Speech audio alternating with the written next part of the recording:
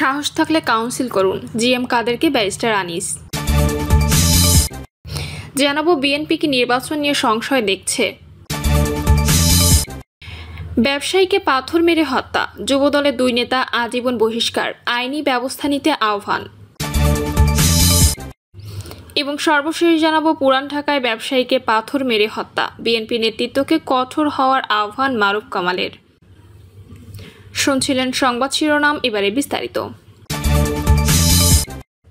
ব্যবসায়ীকে পাথর মেরে হত্যা, যুবদলের 2 নেতা আজীবন বহিষ্কার, আইনি ব্যবস্থা নিতে আহ্বান।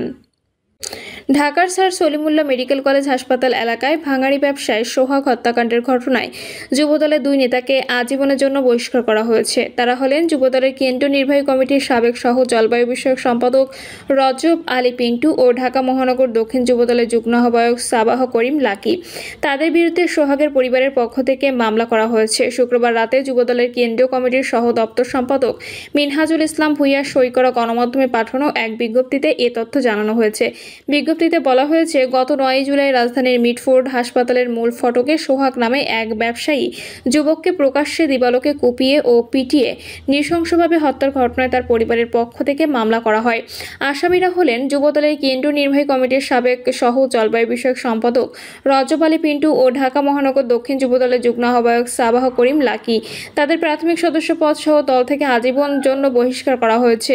যুবদলের কেন্দ্রীয় নির্বাহী কমিটির সভাপতি আব্দুল মুনায়েম মুন্না ও সাধারণ সম্পাদক মোহাম্মদ নুরুল ইসলাম নয়ন ইতিমধ্যে এই সিদ্ধান্ত কার্যকর করেছেন। এতে আরও বলা হয়েছে, বহিষ্কৃত নেতাদের কোনো ধরনের অপকর্মের দায়-দায়িত্ব দল নেবে না। যুবদলের সব পর্যায়ের নেতাকর্মীদের তাদের সঙ্গে সাংগঠনিক সম্পর্ক না রাখার নির্দেশনা দেওয়া হয়েছে। ওই বিষয়ে আইন শৃঙ্খলা বাহিনীকে কোনোরূপ শৈথল্য না দেখিয়ে প্রয়োজনীয় আইনি ব্যবস্থা নেওয়ার উদাত্ত আহ্বান জানিয়েছে যুবদল।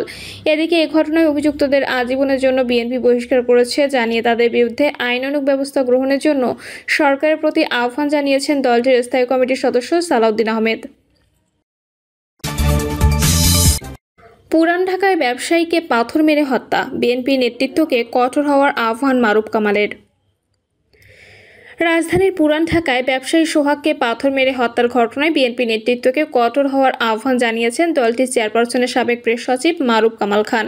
সন্ধ্যা 6টার দিকে রাজধানীর sir Salimullah medical college Mitford হাসপাতালের 3 নম্বর গেটের সামনে মোহাম্মদ সোহাগকে পাথর দিয়ে মাথায় আঘাত করে নির্মমভাবে হত্যা করা হয়। নিহত মোহাম্মদ সোহাগ কেরানীগঞ্জ মডেল থানার পূর্ব নামাবাড়ি গ্রামের ইউসুফ আলী হাওলাদারের ছেলে। তিনি দীর্ঘদিন ধরে মিটফোর্ড এলাকার 4 নম্বর রজনী ঘোষ লেনে ভাঙাড়ির ব্যবসা করতেন। ঘটনার পর পুলিশ জনি ও মঈন নামে 2 জনকে আটক করেছে। মঈন চকবাজার থানা যুবদলের সাধারণ সম্পাদক পদপ্রার্থী। তার বিরুদ্ধে মিটফোর্ড হাসপাতালের ফুটপাত ও কেমিক্যাল ব্যবসায়ীদের কাছ থেকে চাঁদা তোলার অভিযোগ রয়েছে।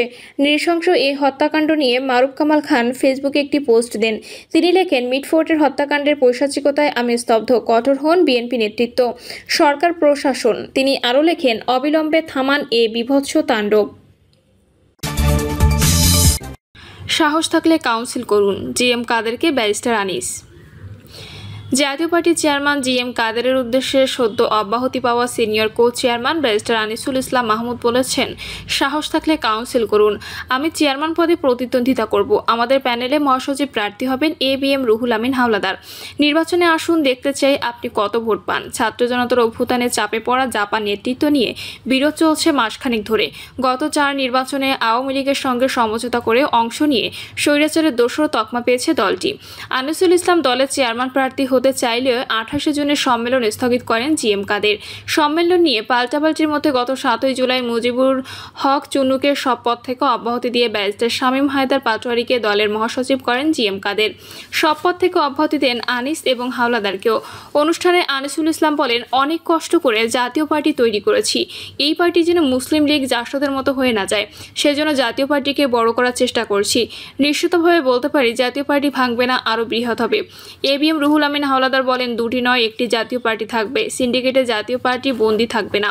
মুজিবুল হক চুন্নু বলেন, জিএম কাদের বেআইনিভাবে আমাদের 11 জনকে অব্যাহতি দিয়েছেন। এই অব্যাহতি মানি না। লিয়াকত হোসেন খোকা বলেন, জাতীয় পার্টিকে ঐক্যবদ্ধ করতে জিএম কাদেরকে বহুবার বলেও ব্যর্থ হয়েছি।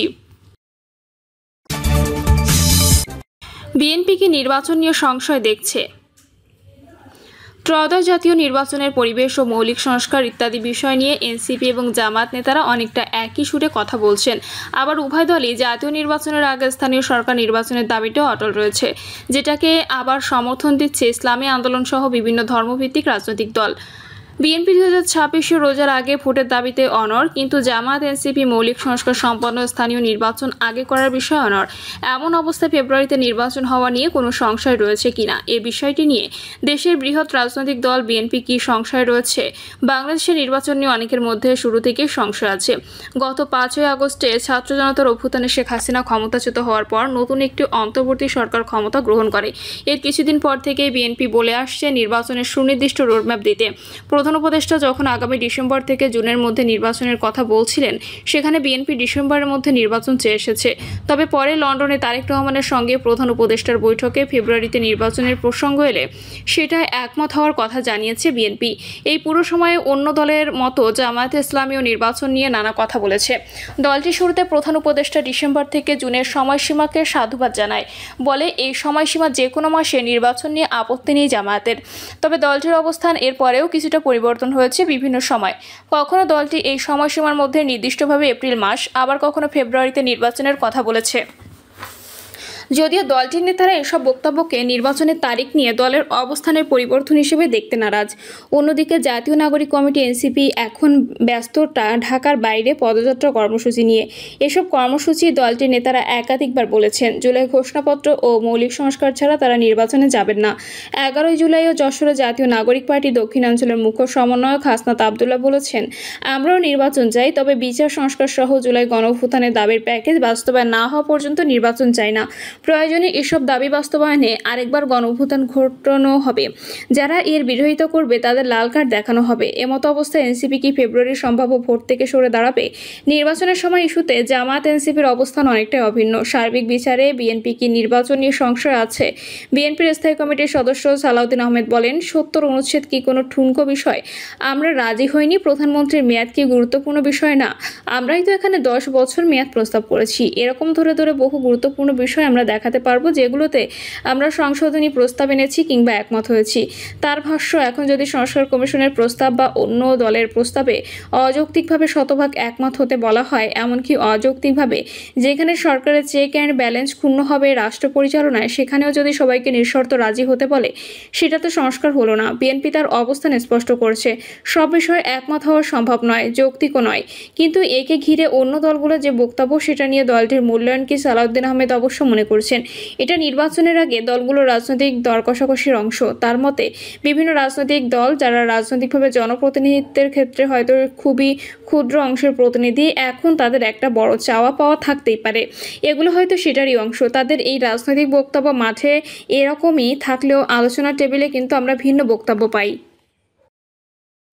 প্রিয় দর্শক, এই ছিল এখনকার সর্বশেষ সংবাদ। আপডেট সব সংবাদ পেতে চ্যানেলটি সাবস্ক্রাইব করে বেল আইকনটি ক্লিক করে রাখুন।